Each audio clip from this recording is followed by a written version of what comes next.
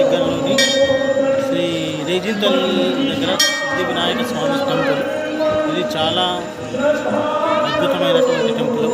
ఇక్కడ కోరిన కోరికలు తప్పకుండా నెరవేరుతాయి.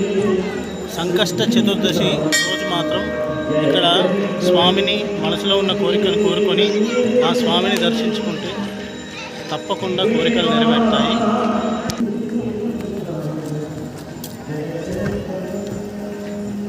వస్తుందా టెంపుల్?